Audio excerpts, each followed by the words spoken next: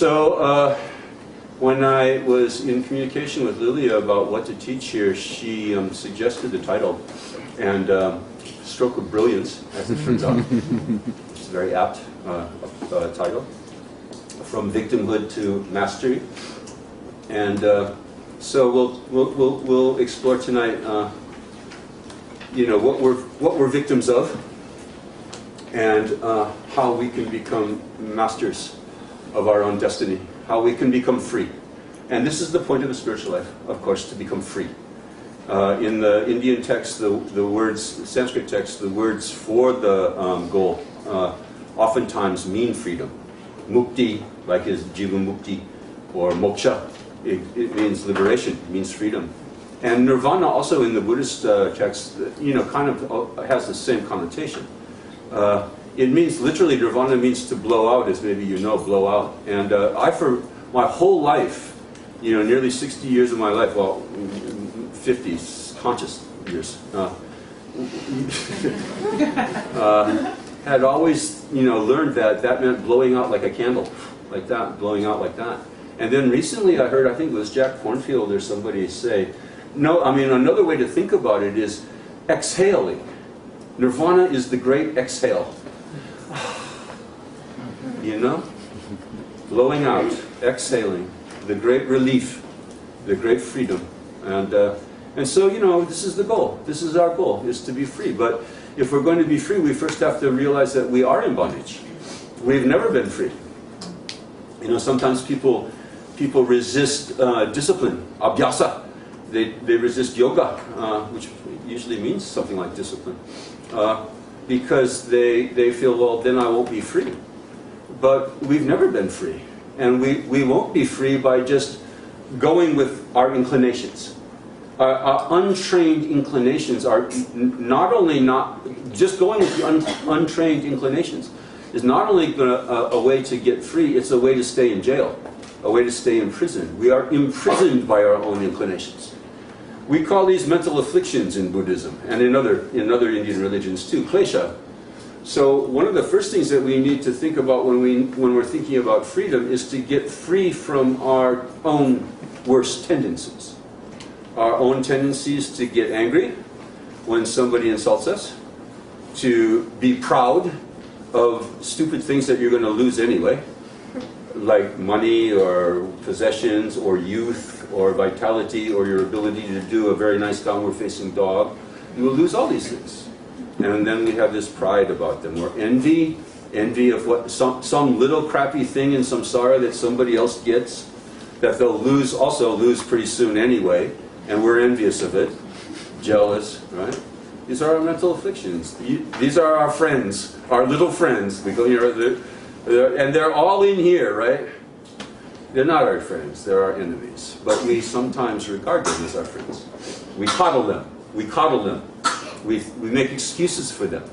We sort of say, well, I can't help it. That's just the way I feel, or that's, I've always felt this way. When somebody insults me, I've always gotten angry. And we keep ourselves in a prison of our own making.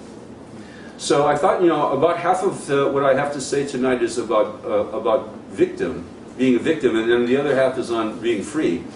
But I'll just cut to the chase. We are our own victims. We are not the victims of anyone else. We are not the victims of anything external to us. We have always been free. But we've put ourselves in a jail. We've put ourselves in a prison. We go, oh, I'm in a prison. The prison door has always been open. And we know I don't want to leave the prison. Some part of us likes being in bondage. Some part of us is like masochistically attached to not being free. And so one of my main messages tonight is stop blaming other people for your unfreedom. Stop blaming other people. Take responsibility. If you don't take responsibility, if you don't empower yourself, you will never be free. You will always feel like a victim. If you don't empower yourself, you are actually not a victim. No one's a victim, except for a victim. What do you call it? Auto victim, self victim, auto victim. We're victimizing ourselves. No one else can victimize us. Nothing else can victimize us. No event, no circumstance, no person other than ourselves can victimize us. We are victimizing ourselves. We are our own worst enemy, and we're the only enemy. We're our only enemy. It's not like my mental afflictions are my enemies, and there's a bunch of them in Afghanistan somewhere. It's only our mental afflictions. You know, in the Guide to the Bodhisattva's Way of Life, some of you know this classic text of Mahayana Buddhism. They say you have to really start thinking about your mental afflictions as enemies, and stop thinking about enemies as being external to you. So, you know, like take for example, maybe you think, like it seems like some people do in this country, that your enemies are the terrorists hiding out in some cave in Pakistan or Afghanistan. And these are not your real enemies. These are people just like you, actually. Human beings just like you, who, you know, they've got whole lives to lead, just like you do. They have families, they have friends, you know, they have other occupations besides being terrorists. You know, they have other things to do. They, you know, probably need to fix dinner for themselves. I always like to think that they have hobbies. You know, terrorists, maybe they have like stamp collecting, maybe in Pakistan, in the caves, and they, you know. I made fun of stamp collecting in several talks recently, and then somebody at the end of one talk came up to me and was like, "I still collect stamps." Yeah, it was really sweet. Like, oh, that's sweet.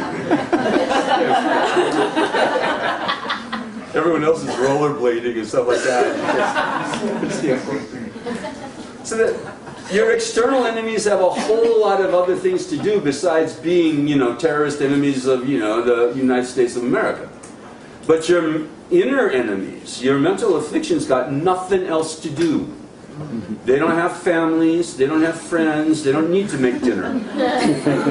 They don't have hobbies, no stamp collecting. Mental affliction like anger, jealousy, envy, pride, greed. These are your real enemies, 24/7. Got nothing else to do but to make you unhappy.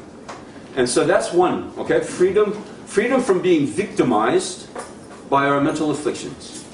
And then we'll start, when I get to the reading in a second, we'll start with the main mental affliction, which is ignorance.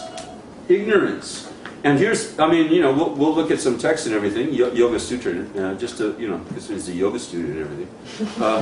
But here's the main thing about ignorance. One of the main things about ignorance is thinking that your unhappiness is someone else's fault. That's ignorant. Thinking that your unhappiness is someone else's fault, and thinking that your happiness is someone else's responsibility. That's a fundamental ignorance. And, you know, we all are guilty of this. We all live like this all the time. As soon as something goes wrong, we want somebody else to blame. We want to start scapegoating and say, oh, well, it's this person who did that. This person's responsible. You see, you know, it's like this in our individual lives and in our social lives. As soon as a disaster happens, have you noticed? The finger starts going like this. Who can we blame? Let's say a plane crashes or something like that. It's immediately like, who did this? You know, is it a mechanic? Is it a pilot error? Who did? We got to find somebody to blame for this. You know, and when it comes to our personal lives, you know, we do the same thing. You know, I'm unhappy. I'm stressed out. I feel like, you know, things aren't going right for me. So who should I blame? See, immediately it's like that. And the one person that we never actually turn the finger towards is the only one to blame. And that's right here. See, if you're not happy, it's not someone else's fault. See, and if you're not happy also, it's not someone else's responsibility to make you happy. They can't do it, for one thing. No one can make you either unhappy or happy. No one can make you do anything, you see. Not a victim. Don't live like as a victim. Don't live life as a victim, you see. How many more days, how many more weeks and months to remain totally powerless over your own life? You see? That's not a happy way to live. And there's no way that that's going to work out for happiness. To remain victimized and powerless will not bring happiness. Because no one else can bring it to you except for yourself. And no one else's fault that you're not happy. So this is my main message tonight, and if you don't like it, I'm sorry. But I'm telling you that this is the... Can I get my donation back? Yes, you want my donation back.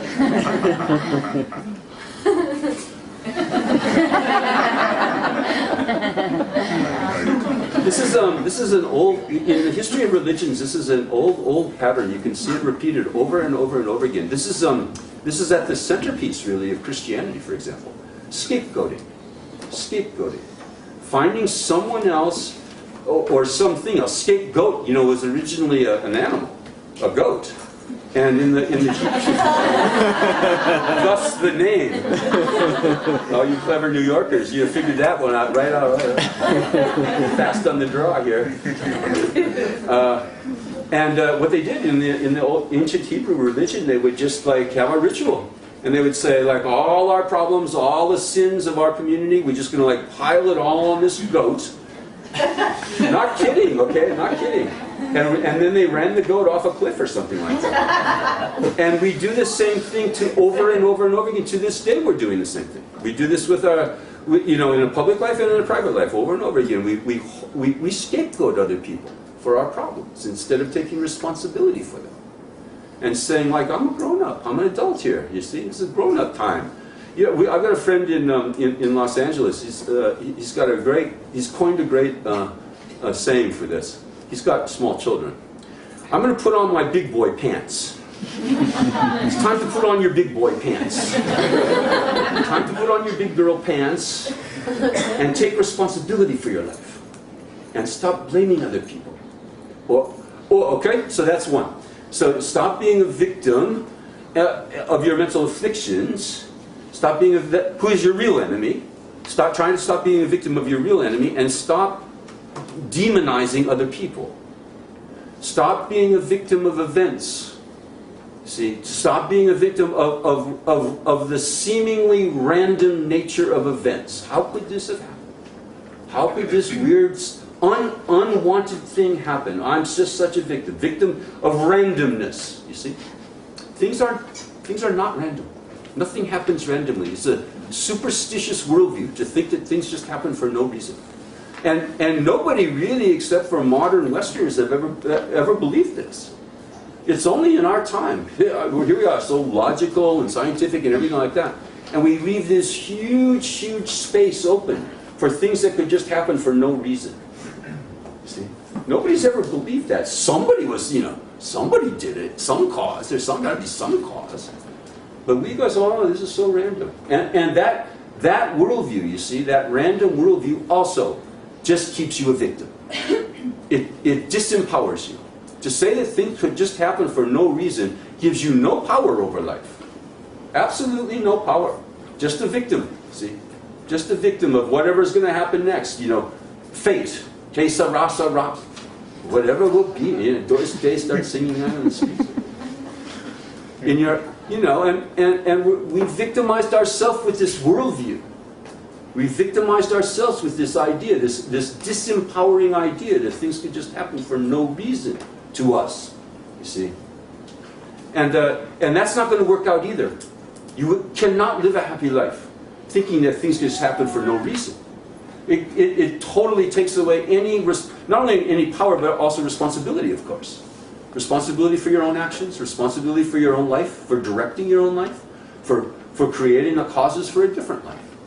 So that's another way in which we're victimized. We victimize ourselves by thinking that we're the victim of events or other people's actions.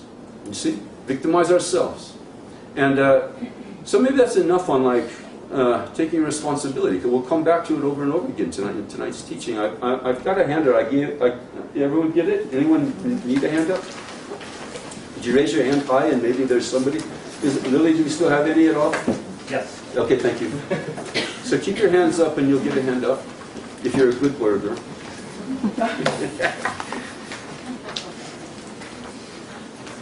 So these are verses from a number of different sources, Sanskrit sources, and one of the things I'm going to cover tonight also is, the opposite of being a victim is being free. The opposite of being a victim is being free. Free from being victimized. And there's lots of things that we can think about being free from. And I kind of just rehearsed a few of them. Free, first and foremost, from our own mental afflictions and ignorance. First and foremost. Okay? To not just be the puppet or the slave of our feelings, of our negative feelings. Things like anger, jealousy, pride, and so forth, these are not rational. They're not rational things, right? Anybody ever been angry? Are you rational when you're angry? Anyone unclear on that? Actually, the only people probably unclear on the fact that when you're angry, you're irrational is an angry person. Because an angry person, part of the mental affliction is that it comes along with this kind of clarity. Right? It's a kind of a faux clarity. Where it's just like quite clear that I'm right and you're wrong. Right? I mean, it's not, no gray areas. Very, very sharp kind of, clarity. And, but it's totally false. You see, it's totally an illusion. It's inside out. So, the mental afflictions are not rational. They're irrational. They're irrational because they don't make any sense in a lot of different ways. They also don't bring about the end that you think they're going to bring about. Bringing anger, jealousy, all these things. You're trying to use them to bring happiness to your life. Actually, everyone just wants to be happy and avoid pain, and then people get it. If they haven't been trained, if they haven't worked it out, if they haven't thought about it, if they haven't meditated, contemplated, and so forth, then just like by instinct, they think, well, I'll be happier if I let go now. You see? No, right?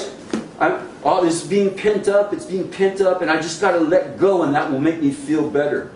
And then we say awful, awful things to people that we're supposed to love often. See? It's amazing that an emotion like anger is usually directed at the people that we're supposed to love.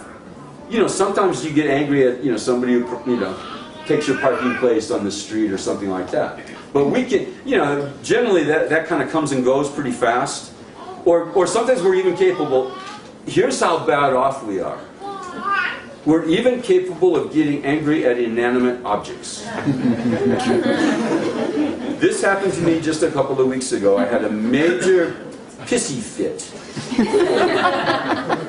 about my computer.